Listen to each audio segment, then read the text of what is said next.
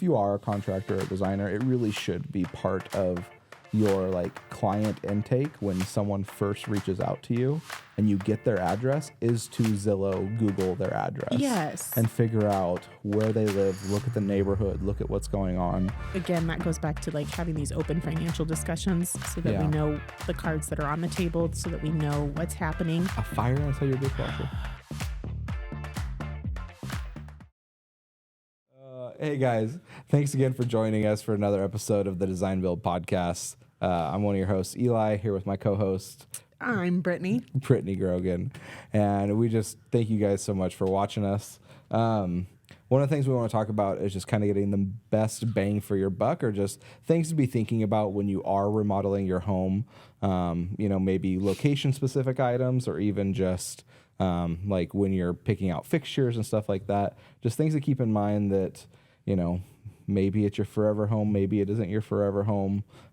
Just trying to pick the right options for the remodel for the current situation that you're in. And But first, I'm sorry. But first, I have to get your hot take on my favorite unpopular opinion. Okay. Barn doors. Oh, I think barn doors look cool. Okay. I think they look cool on barns. I guess that's probably where I'd keep them. I've installed a couple barn doors for some customers. Only on barns? Only on barns. No, I've installed a couple of them for customers. I think they're probably okay for like just creating a division to a space if you're not expecting any sort of soundproofing or like the mitigation of fumes coming from a bathroom. But what I find a lot of times is like they'll put them on a bathroom and it's like they just don't realize that there's like no, like it's just completely open on the sides. And then you walk by the bathroom and you smell what's cooking. So I would probably say I think they're fine for a division of like a room or maybe like an office or something like that. But I'd probably just say keep them on your barn. I approve that message. Oh, good. I hate. You hate them. That's a strong word. I know. And I'm thinking of like so many exceptions to the rule and so many times that I've used them. Uh-huh. I think that there are specific applications. Like I definitely used them where we can't do a pocket door and there's no room for a door swing. And it's like the best solution that we can come up with for a space. Yeah. But it should definitely be relegated to like pantries and, kind of like a nook office or like a study room. Yeah, something where soundproofing doesn't matter. Yes. Because you're not going to get any of that with a barn door. And I know they make these flanges that you can like put on the inside of the door that in theory, help keep wind or cold or whatever voices out, but it's still a barn door. I'm thinking of every barn door that looks cool, and a plastic flange is just not going to do it. Totally. I mean, it's like a pocket protector. Like, don't do that. That's not helping.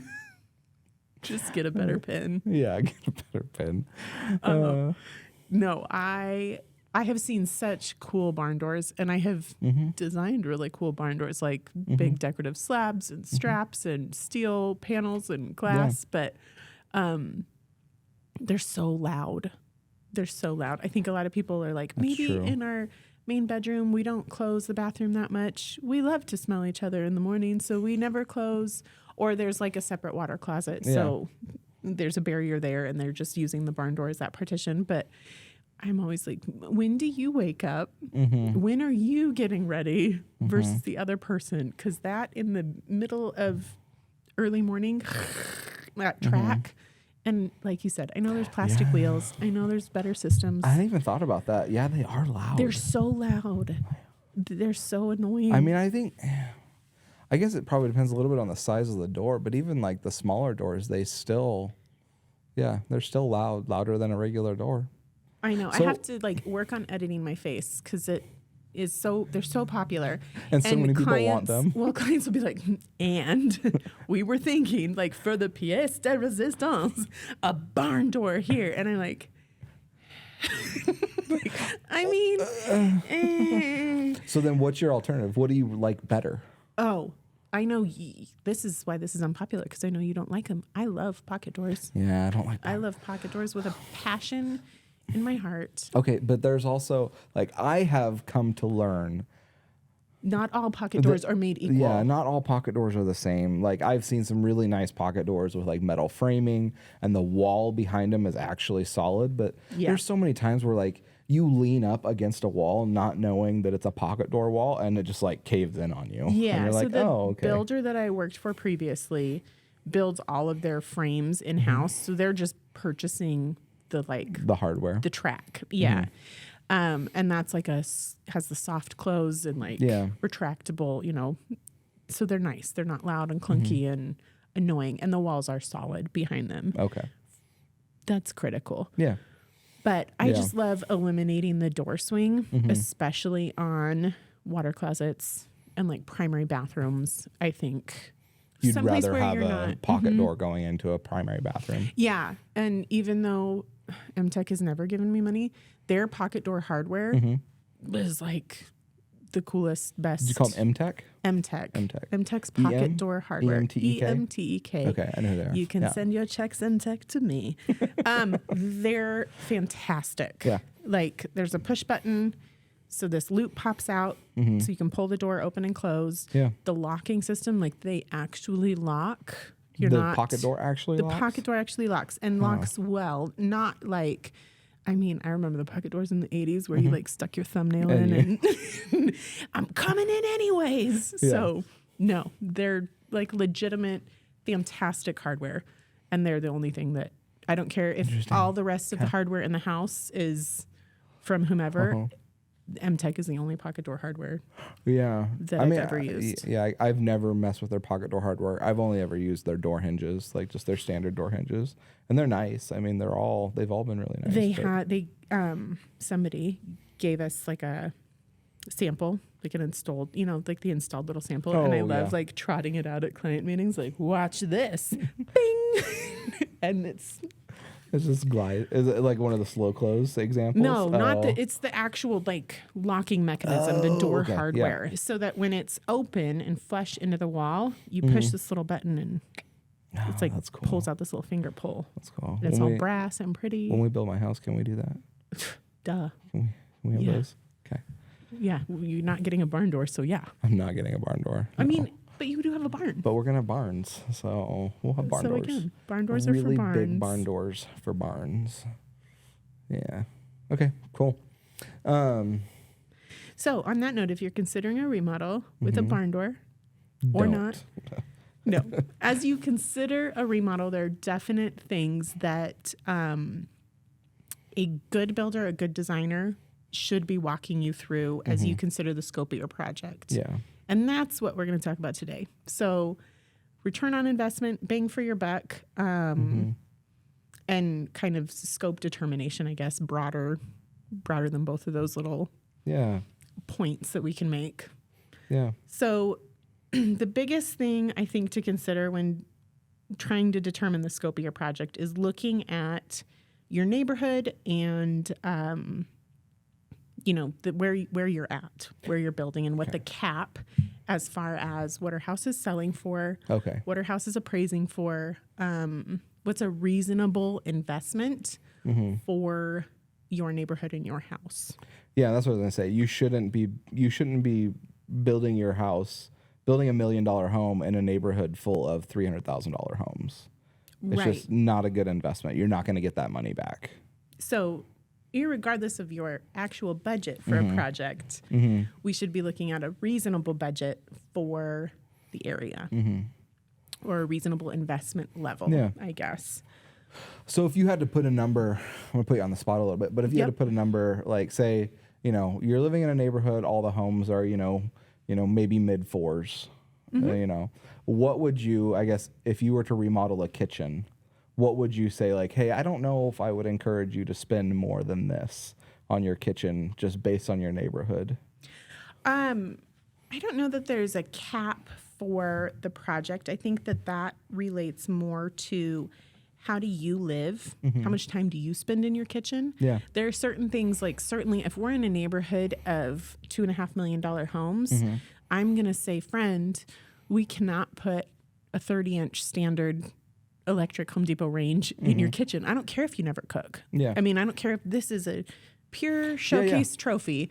The neighborhood demands more of an investment than this. You were living in a $2.5 million neighborhood. Yes. So I think that can be true more so than the inverse, if that makes sense. So if you're a person that loves cooking, you bought your house for $200,000, the neighborhood's now appraising at mid-4s, you have a chunk, you're not capped necessarily by, can you put $250,000 into your kitchen? You sure can. Is the neighborhood going to get you your money back out of your project? It looks like it will. And will you love every $250,000 of that kitchen? Okay, then let's do this. Yeah. I think it's person specific when it comes down to how much should I spend here? I think what you need to be cognizant of is, will you get this money back? When plans change and when it's time to sell. Yeah. And that's where, like you just said, is it important to you to get your money back? I think that letting people spend their money the way they want to is okay with me. Is fine. Yeah. But I think that a good designer is going to pump the brakes. A good builder is going to say, we're really over investing on this. I just want to make sure that that this is about your enjoyment and that you're fine with that. Yeah, this is about your enjoyment. But I also feel obligated to tell you, like, you may not get this money back. Like, if you were to ever sell this home, and a lot of my clients that I am working with a lot of times are older. So they're not looking for the next house, right? This is the house. And so for them, it's like, we're going to spend this money. And it's like, I'm totally fine with that. Like, if you want to spend, $150,000 on this kitchen, in this neighborhood, that's fine. Let's do it. If that's what you want to do, I'm all for that. But I also think that there's just, you get some younger couples, or maybe they're like, this isn't going to, we're planning to be here like 5 to 10 years. I might be like, okay, well then let's look at what your family needs right now. Like you're saying, look at what the family needs right now. And maybe this isn't your forever home, which that could be a hot take. Maybe this isn't your forever home. And so you're looking at it and going like, okay, we don't need to spend $150,000 on this. We can get you the kitchen you need that's going to be functional for your family, for 75 or 50, whatever it is. So I would say if a client called and this is our budget. These are the areas that we know aren't working for our family.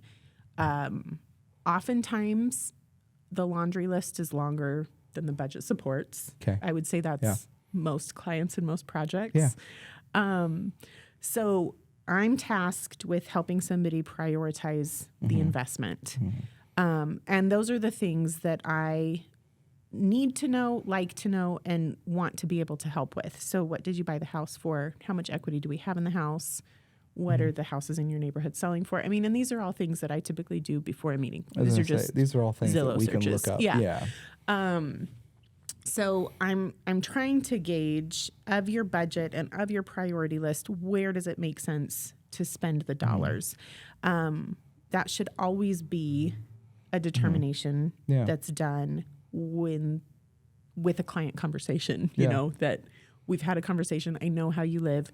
The kitchen is a very low priority. You don't actually cook, but every single night your wife takes a bath, or, there should be accommodations for the life that you live in determining that budget. So it's less about the realtor's list of return on investment, kitchens get 85% back. And, those are helpful tools, but those don't speak to every single family or every single situation. Yeah. So that's kind of my process in looking at a situation and helping somebody evaluate the best way that they can spend their money. Yes, it needs to be pragmatic about, what is the market support, what is the reality, what is the neighborhood support, all of those things. But equally important or more important is, what do you guys need to make the next however many years you're here really comfortable and really easy for your family. And I think if you have listened to the last 3 podcasts of ours, you would know that is a theme that you work with specifically with all of your clients is what does your family need? What is your family actually going to use? And I think I honestly believe that is the difference between a good designer and just an average designer. Is an average designer is going to say, they're going to take your ideas and they're just going to put it on paper. Right? They're not going to ask you the leading questions. They're not going to dive into what your family actually needs. But a good designer is going to sit down with you and walk through the property or ask you about your kids, ask you, what you do day to day. And they're going to actually walk through it with you to help you figure out what you really need in your kitchen or in your space that you're remodeling. And so I think that's really important. And if people don't hear anything else, like that is something that a good designer should do. Is be sitting down and talking with you about how you actually use your space. Yeah, if you're hiring or looking for a designer, a lot of people can put together beautiful spaces. But finding somebody that will listen to you and that wants to make a beautiful space for the way that you live is really going to change your day-to-day life in a really pragmatic way. Yeah.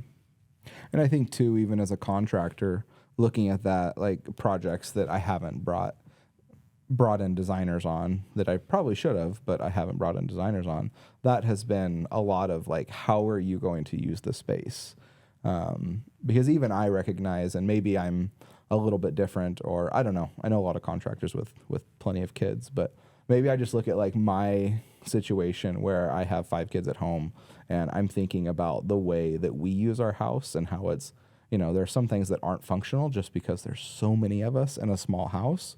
So when someone is bringing me into a remodel or something they want done, I feel like my brain is automatically thinking like, okay, well, how would I want this if, I had as many kids as these people had or whatever. And so I think too, there's some situational awareness that just comes with, I guess your life in general.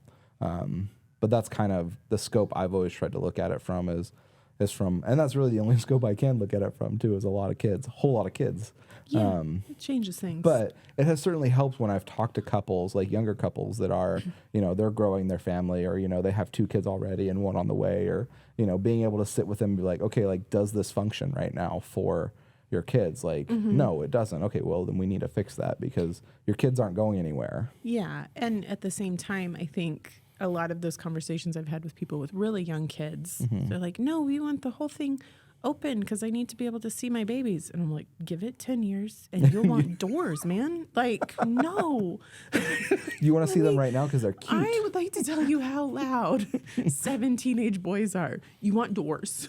Like, put them behind closed doors, not barn doors, ones that close. The ones that close and are insulated. We were trying to watch a movie last night and the boys had friends over and they're upstairs playing video games and ours is just all open. And Chad and I are just looking at each other like, why do they think the video games can hear them? Like, I don't, why are they so loud? So loud. It's so That's funny. And ridiculous. You guys were downstairs? Yeah, we're like opposite ends of the house. That's funny. Nope.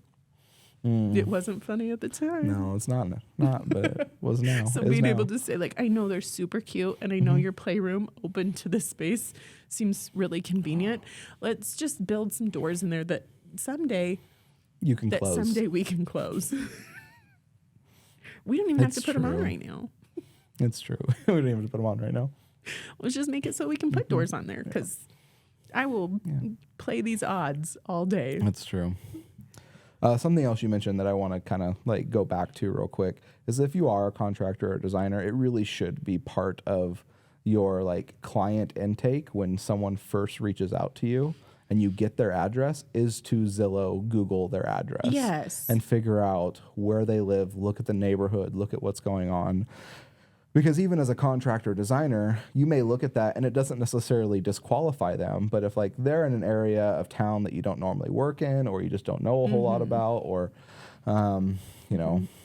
like I have never really been like a super high-end remodeler. Like I've never done multi-million-dollar remodels. So if someone contacts me and they want to do a multi-million-dollar remodel, I will consider it. But just because it's a big remodel doesn't mean I'm going to take it because I don't know if I have the ability to do it.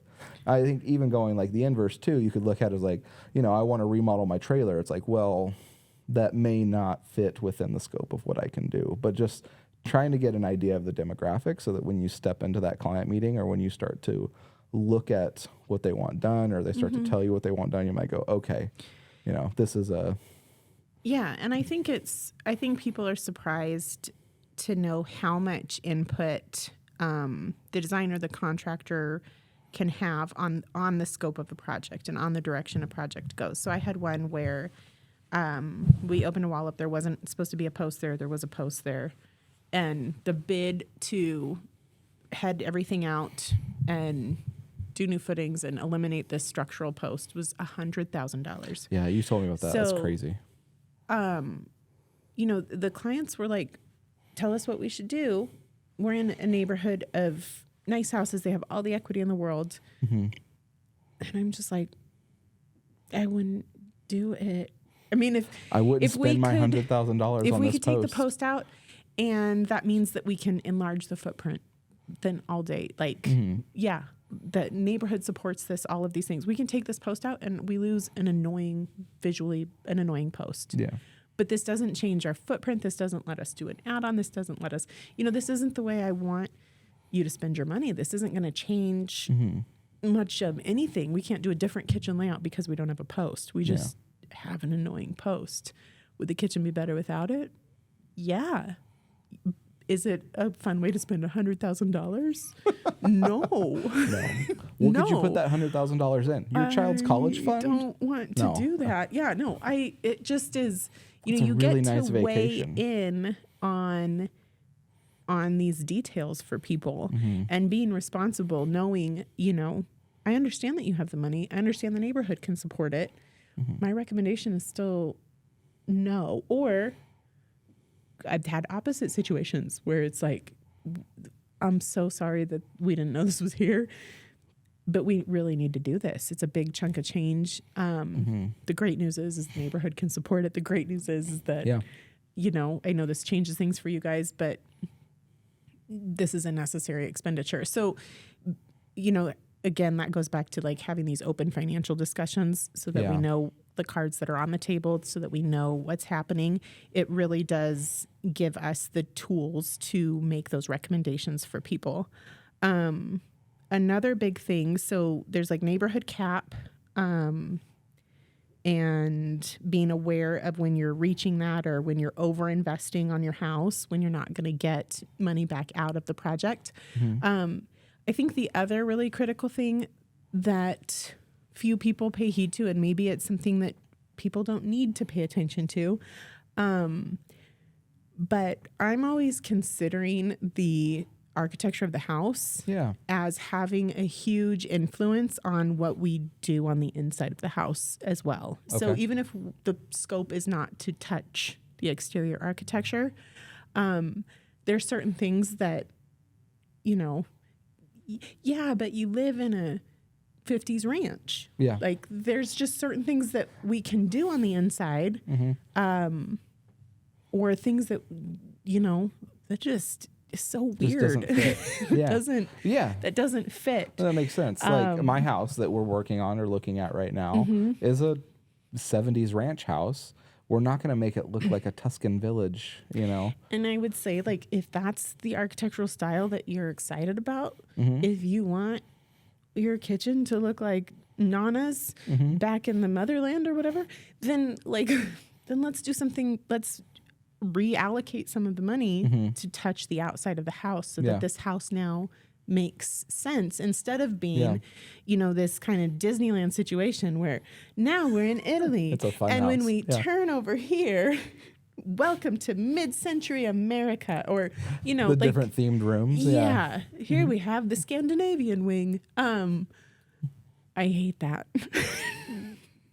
So you're saying that when you're looking at a remodel, you really should, just depending on the style you want, if it makes sense, to then allocate some funds to the exterior so that you can kind of tie in both pieces. If we're making significant improvements to the interior of the house, chances are the exterior has been similarly neglected, or is similarly dated. So yes, I love it when people have kind of the awareness to say, we're going to update and we're going to make these changes. And that means that we need to do something different with the facade or with the entry or with these exterior materials. I think that, well, certainly being able to touch everything is more fun, feels more finished, feels more cohesive. But I think it helps people enjoy their space more when things don't feel disjointed. Like, you know, we pick up on a lot of our bodies, our like visual intake. We pick up on a ton of things. And if they don't feel right, they don't feel right. And that's just the weird thing about people. We're wired to appreciate pretty things. And when they're not, we notice, even if it's not just, you know, oh, that doesn't look good. Well, and it may only not look good to you. Maybe I think my super eclectic house with 7 different themes looks good. Yep. But then you're probably not going to be my designer. You probably couldn't handle it. I would have to figure out a way to gracefully exit stage right. Have you seen, sorry, we were just talking about the different aesthetics, and have you seen the old SNL skit that's, you got to get yourself a porcelain fountain? It's got like Ryan Reynolds and Scarlett Johansson and, oh gosh, what's his name?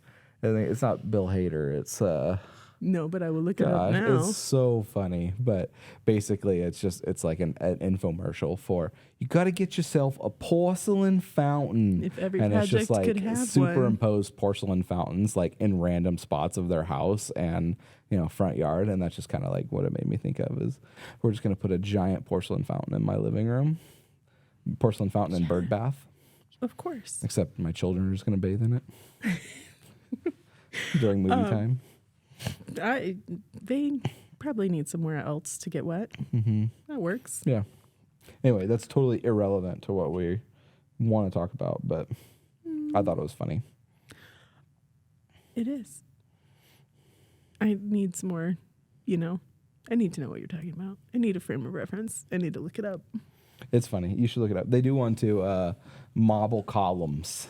You got to get yourself some marble columns. Always. Yeah. Ryan Reynolds is the best on it. He's like the super awkward brother. This is sounding like My Big Fat Greek Wedding House. Like, you know, just. I've actually never seen that movie. See, now we're just referencing things that nobody has seen. Cool. So what do you think? So I kind of mentioned earlier the hot take on forever home versus temporary home. We talked about it a little bit.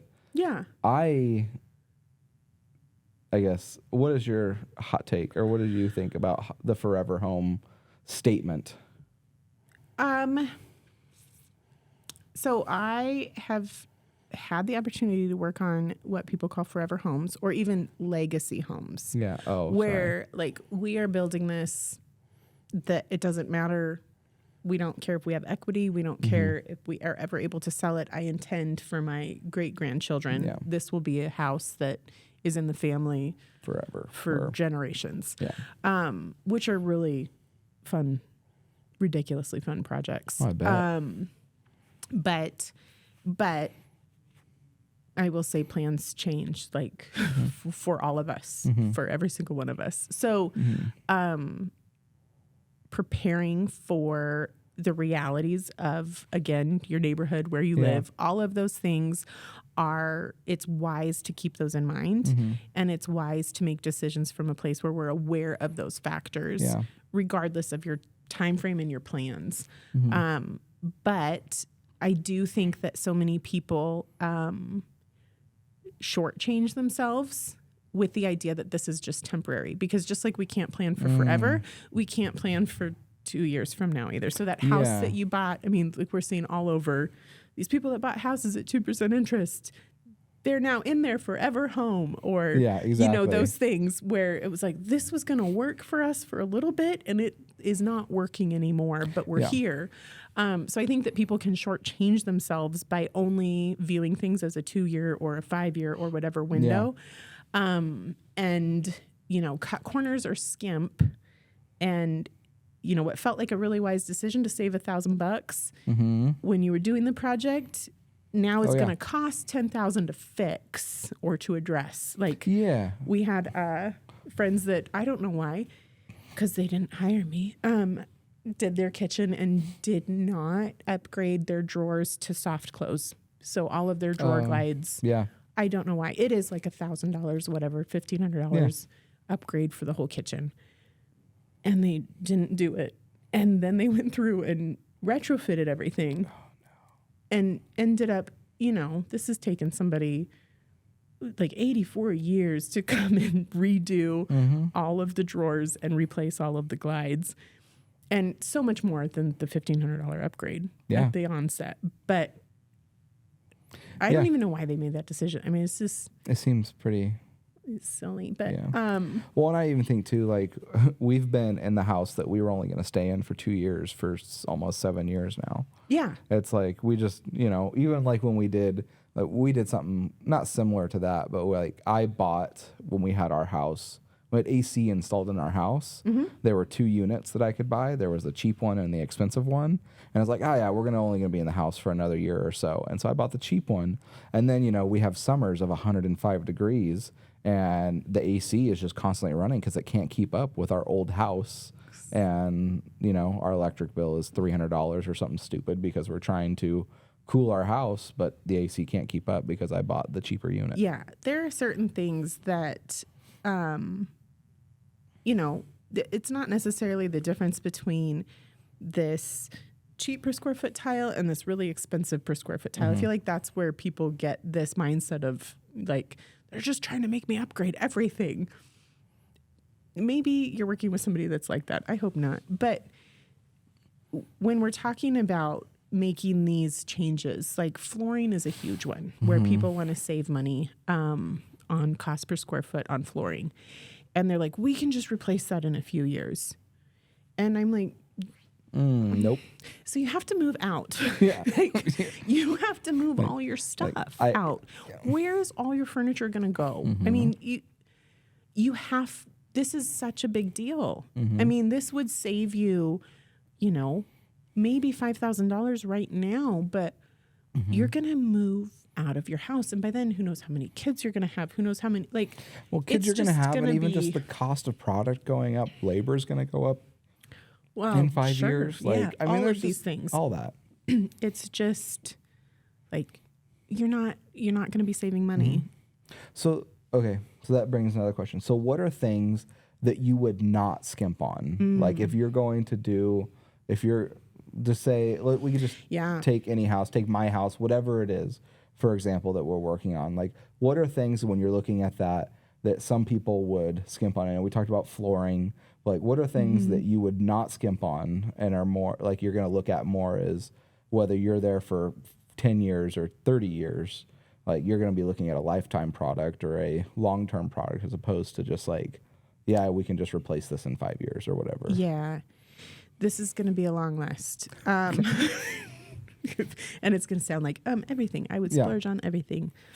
I'll try to make it not that. I think that the neglected things that people like to skimp on, and I definitely fall into this category because it's painful to spend money on stupid stuff. Absolutely. But these things make such a huge difference.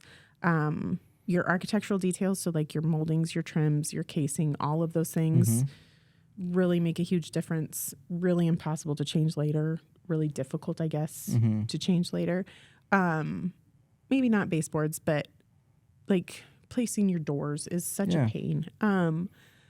So those things, if there's room in the budget, those are things that are often one of those kind of small steps that have a big impact on the way your house, the finished product looks, but they're often really overlooked by homeowners. Like doors and windows. That's where I was going to go. Windows. I hate it. I mean, I hate that you can spend so much money on windows. Like, you're like, it's glass. That's all this is. It's not the same glass. No, I know. They're not the same.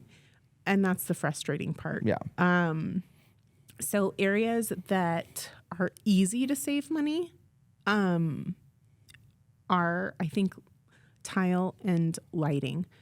I I think that it's easy to get a really good look with less expensive tile products. When you compare the two side by side, it's also very easy to tell which is more expensive. Yeah. It's very easy to see why there's a price difference. Same with lighting. You compare two light fixtures side by side. It's really easy to tell this one is just so much nicer. But I think that lighting is something that's easy to change out over time, to upgrade over time. And it's such a huge swing as far as a variable for cost that's somewhere that is easy for me to say, let's be pragmatic and let's save some money on lighting. Let's wire for the fixtures that we want. Yeah. And we can shop. Change them out later.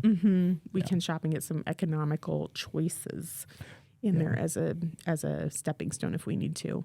Whereas, like, I don't know that I would say, I don't know. Tile is a hard one for me because I've replaced and removed a lot of tile, and I know how big of a pain in the butt it is. And so just like... And I'm not saying that it's easy to upgrade those areas later. Yeah. That's not what I said. I said it's easy to come up with things that look really good. That look similar. With a lower investment point. That makes sense. So I would say if we really, really, really need to save money, then let's look at running LVP into the bathroom, or even I've done, let's get the bathroom up and running. Let's run sheet vinyl in there and we'll do this bathroom later. So we do a sheet vinyl and we do a fiberglass tub shower surround. That saves so much money and you have a functional bathroom. Yeah. And it is relatively easy to then save up and conquer just the bathroom without disrupting your entire life and your entire house. Yeah. But I do think if the budget's getting tight, that I think that we can do a tile shower. I think that we can do tile floors. I think that we can use really inexpensive materials as long as the installer's good. Yeah. We can make those look great. Yeah. And I don't have any investment minimums on those things. Yeah. Especially because there's not really a big performance difference. Yeah, exactly. We're not in a commercial setting. We're looking at just a residential setting. So, you're less performance issues. And those can all be mitigated by a great installer. A lot of tile is not going to cut the same. Your cheap tile does not cut as well as your expensive tile. So those are things that are going to cause somebody to complain. But that's where I would say, if you're going to go with a cheap tile, then you need to make sure, well, one, that you're hiring an installer that knows what they're doing. But two, I think putting the correct underlayments down, making sure that you're not just tiling directly to your subfloor, because I've pulled up so many of those. But it's we want things that work. Yeah, exactly. But I'm just saying, solutions. Taking the time to make sure that the tile that's being installed is being installed on a surface that's going to last forever. Because tile, it doesn't matter if it's cheap or expensive. If installed correctly, it will still last forever. Yes, it's going to last. It's it's not going to just disintegrate over time. That doesn't happen. So just making sure that, if you're going to go with cheap tile, cheap or expensive tile, make sure that the process of making sure everything that the tile is going on top of is going to support that tile for the long term. Right. Because it can fall apart if it's not installed correctly. Oh, absolutely. Absolutely. So you kind of skipped over the windows. I know, because I hate that there's such a price difference. Yeah. So windows are something that obviously it's in the envelope of your house. So there is a big factor as far as how warm your house stays, how cool your house stays. I think architecturally windows have a huge, huge impact on the house. Just the aesthetics of a house. Windows are often an afterthought, but make a huge, huge impact and should be kind of the driving force of a lot of those exterior decisions. But they are a huge upgrade. So I've definitely, it's one that if there's room in the budget, make the upgrade and do it.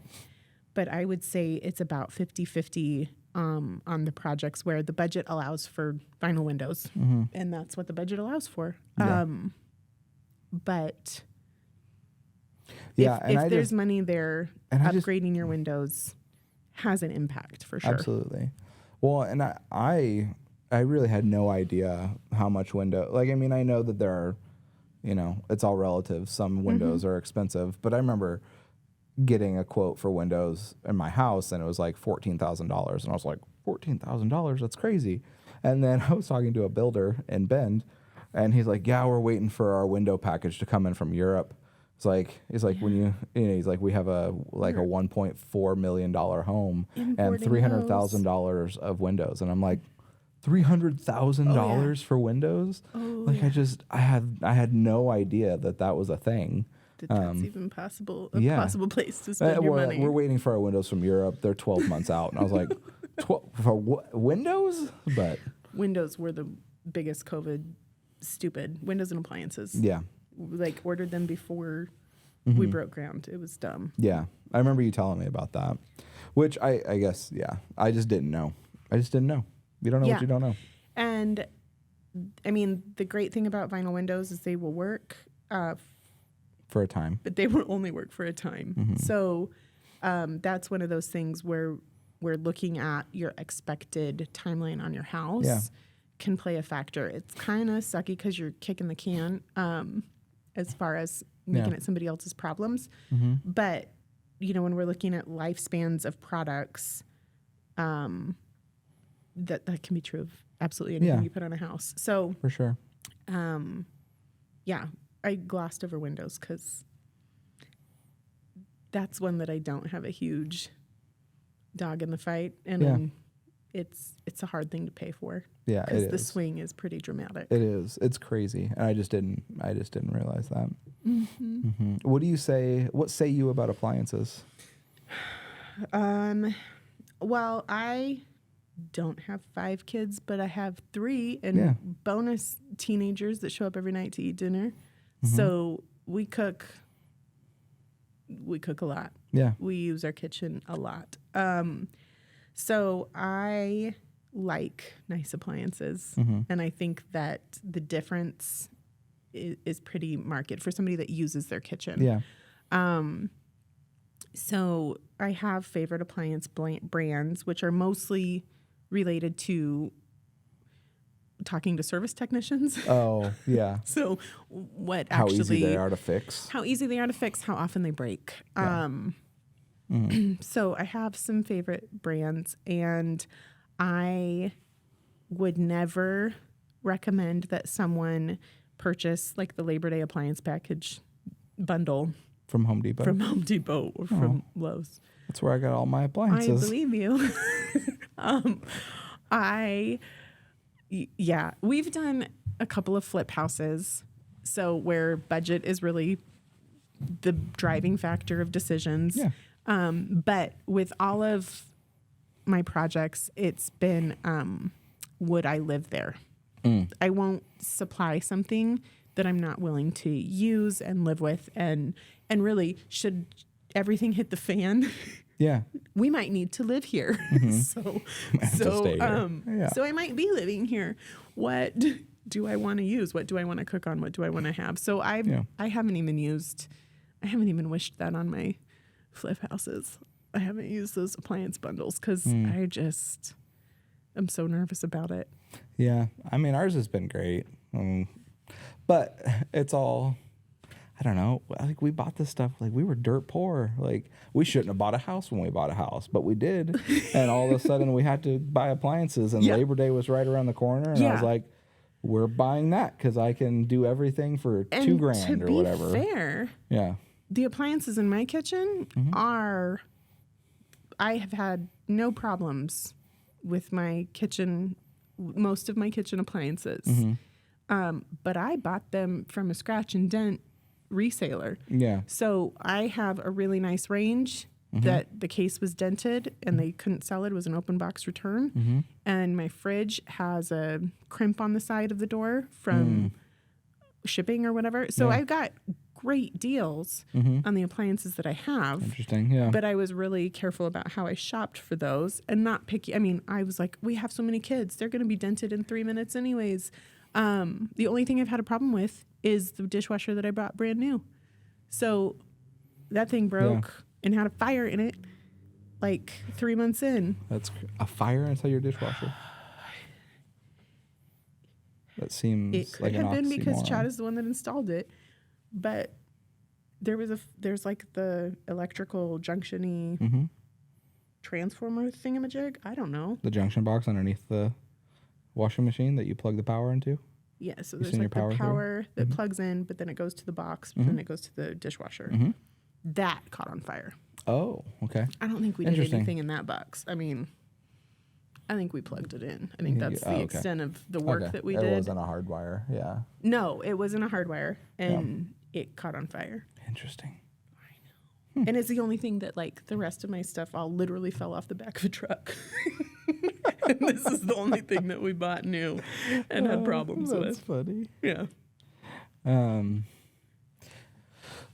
Is there anything else that you're thinking of that you want to cover before we kind of bring this to a close? But when it comes to just thinking about or getting the most bang for your buck on a property or... Yeah, I think that the general, like, realtor rules, maybe that could be our next episode, is Brittany versus a realtor. But I think that the general realtor rules, like, people are going to look for kitchens and bathrooms if you are looking at a house, mostly because those are headache projects. So people don't want to inherit That's a true. project. They want those things done, and they want those things done well. So those are the things that are going to have big returns on your investment relative, dollar to dollar kind of speaking. So those are areas those are the areas that we most commonly remodel. So I think that those are always going to be considered a win.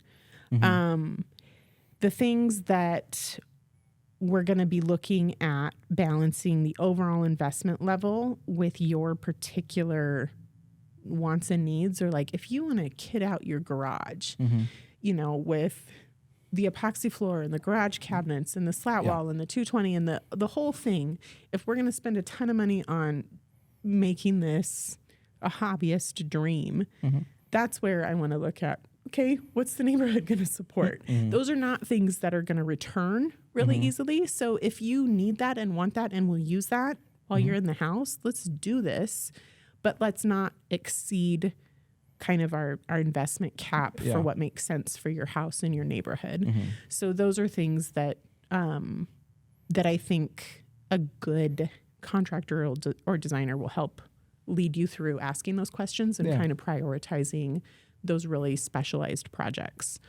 I think that kind of the hot zones that we're seeing more and more of when we're designing new builds or when we're looking at retrofitting a space are adding intentional kind of mudroom areas and kind of the hardworking pantry spots. So mudrooms that do not have a washer and dryer, or the washer and dryer is outside of kind of the work zone of a mudroom, a place to house the mess and the kids' stuff. And giving you a drop zone area that's outside of the kitchen island. And then the pantry, creating pantries that are really, really workhorses, more so than the boxes of dried cereal go in there. Pantries that appliances live in, countertop appliances with workspace, with...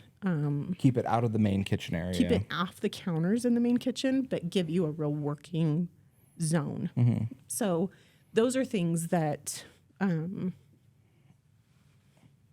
I think are good investments. I think that those are things that really change your day to day, and also are going to add value because buyers are going to love to see that if and when you need to sell your house. Yeah. I mean, I think the mudroom specifically for us, I think for a lot of people, but for us, the property we're looking at, just being out on that acreage, having a mudroom where we can drop our boots and even a little dog wash spot where I can wash my children off or whatever. I'm not even, yeah. You brought that up, and I was like, yes, I'm going to spray off all of my children right there. I mean, we just made ours use the hose outside, but yeah. Well, I mean, we can do that too. Or jump in the creek. But yeah, I think the mudroom is kind of critical anymore. Yeah. So those are areas that I would add on to like kitchens and baths. I would say let's dedicate some square footage to these zones as well. Mm-hmm. Okay. Oh. Cool. Well, I don't have anything else to say. I actually do want to do our next episode on Why I Think Your Realtor is Wrong. Oh. By Brittany. Okay. We'll bring in a realtor. We can also do Why Your Realtor's Right. I mean, there's a lot of things that they hit the ball out of the park with. I'll probably just sit in the corner, and I'll have a realtor sit in my spot, and you guys can just go at it for 45 minutes. I think that sounds delightful. All right. Hey guys, thanks for, hanging out with us today. Check us out. You can see the video podcast on YouTube. We also post a bunch of shorts there. Podcast is on Spotify, Pandora, and Apple Podcasts. So check us out. That's good to know. Yeah, it's on all those places. Even Brittany's learning. It's such a steep curve. I'm so old. So yeah, if you guys have any comments, you can leave a comment on the video or send us an email, hello@thedesignbuildpodcast.com. All right. Thanks guys. And we'll talk to you later. Thanks.